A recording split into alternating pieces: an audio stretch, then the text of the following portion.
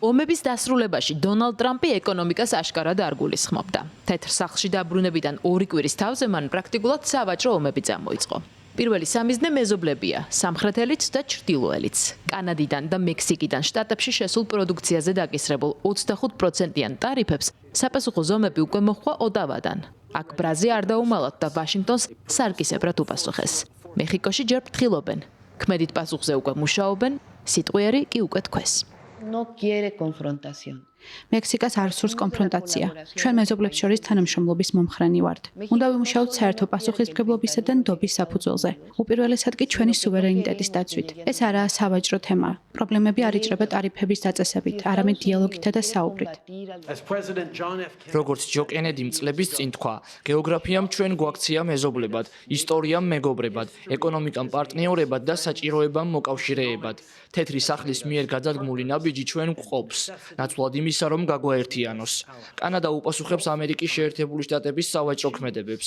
დავაწესებთ 25%-იან ტარიფს 155 მილიარდ დოლარიან ამერიკულ პროდუქციაზე. ეს გულისხმობს დაუყოვნებლივ ტარიფებს 30 მილიარდი დოლარის პროდუქტზე უკვე სამშაბათიდან. 21 დღეში კი 125 მილიარდის ოდენობის ამერიკულ პროდუქტზე.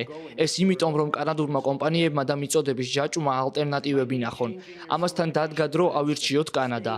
შეამოწმეთ ლეიბლი სუპერმარკეტში განთავსებულ პროდუქციაზე და აირჩიეთ კანადაში დამზადებული პროდუქტი. ეს შესაძლოა გულისხმობდეს თქვენი საზაფხულო არდადეგების გეგმებში ცვლილებებსაც, რომ დარჩეთ კანადაში და აღმოაჩინოთ მისი ღირსშესანიშნაობები. This is Team Canada at its best. თუ თამაშები უნდათ, ვითამაშოთ. ასეთია დონალდ ტრამპის პასუხი კანადის ხელისუფლებას. ვითარება რომ სერიოზულია პოლიტიკის გარდა სპორტულ თამაშებშიც გამოჩნდა. კანადის დედაქალაქში მიმდინარე ჰოკეის მატჩზე ამერიკის ეროვნულ ჰიმნს მასპინძლების ტვენით შეხვდნენ. იგივე მოხდა ტორონტოსა და ლას ვეგასის საკალათბურთო კლუბების შეხვედრაზეც.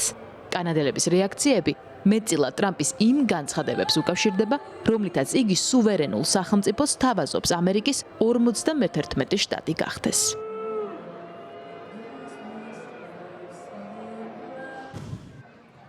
პასუხს ჯერ არ ჩქარობს ჩინეთი, რომლის მიმართაც ტრამპი შედარებით ლოიალური იყო და 10%-იანი ტარიფი დაუწესა.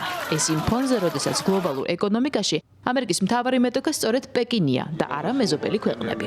უცნობია პეკინის დუმილი ჩინურ ახალ წელს უკავშირდება თუ პოლიტიკურ ტაქტიკას. ცნობილია მხოლოდ ის, რომ ჩინურ პროდუქციაზე დაწესებული ტარიფის გასაჩივრებას ქვეყანა მსოფლიო სავაჭრო ორგანიზაციაში გეგმავს. ამ გზას პეკინმა 2018 წელს უკვე მიმართა და გაიმარჯვა კიდეც, თუმცა ეს sapasukho ტარიფების თანხლებით მოხდა.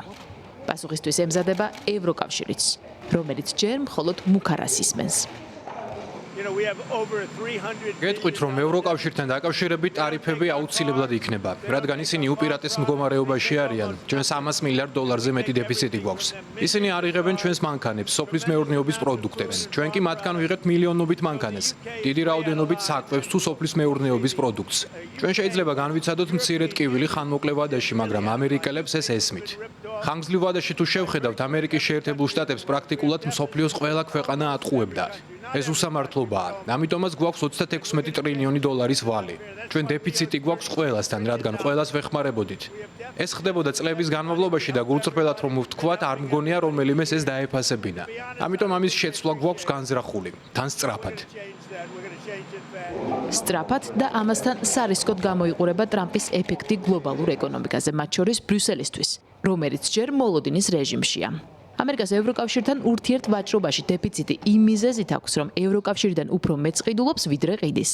მაგალითად, გასულ წელს ამერიკის შეერთებულ შტატებს 213 მილიარდ დოლარიანი დანაკლისი შეექმნა. ამას კი უკვე დღეს ტრამპი სისასტიკეს უწოდებს. ამბობს, რომ მისი მთავარი მიზანი ამერიკული სამუშაო ადგილებისა და პროდუქტების დაცვაა. ევროპა შტატებში ძირითადად მანქანებსა და ფარმაცევტულ ნაწარმს გზავნის.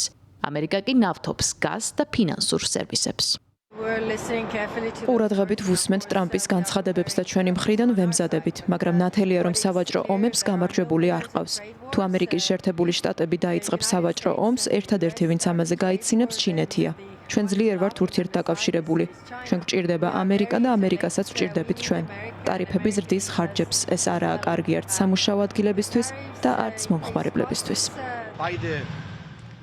ორივე ჩვენგანი ამერიკის შეერთებული შტატებით და ევროპაც სარგებელს იღებს სერვისებისა თუ პროდუქციის გაცვლით. თუ სატარიფო პოლიტიკა ამას გაართულებს, ეს იქნება ცუდი ევროპისთვისაც და ამერიკისთვისაც. ნათელია, რომ როგორც ძლიერ ეკონომიკურ სივრცეს, ჩვენ შეგვიძლია განვსაზღვროთ ჩვენივე საკითხები და სატარიფო პოლიტიკას სატარიფო პოლიტიკით ვეუპასუხოთ. ჩვენ ამის გაკეთება მოგვიხდება და გავაკეთებთ კიდეც. თუმცა პერსპექტივა და მიზანი იმაში უნდა მდგომარეობდეს, რომ ვითანამშრომლოთ.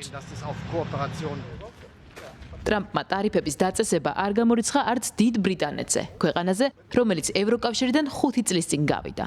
თუმცა ამერიკის პრეზიდენტს კირ სტარმერის მიმართ სიმპათიები არ დაუმალავს და მიანიშნა, რომ ვაშინგტონი და ლონდონი ამის გარეშეც მოგვარდებიან. მანამდე კი ტრამპის სავაჭრო ომების პოლიტიკის შედეგები უკვე აშკარაა. მსოფლიო ბაზრებზე ტურბულენტობის შიშმა იმატა. ტრამპის ეფექტი უკვე იგრძნობა აზიურ და ევროპულ ბაზარზე.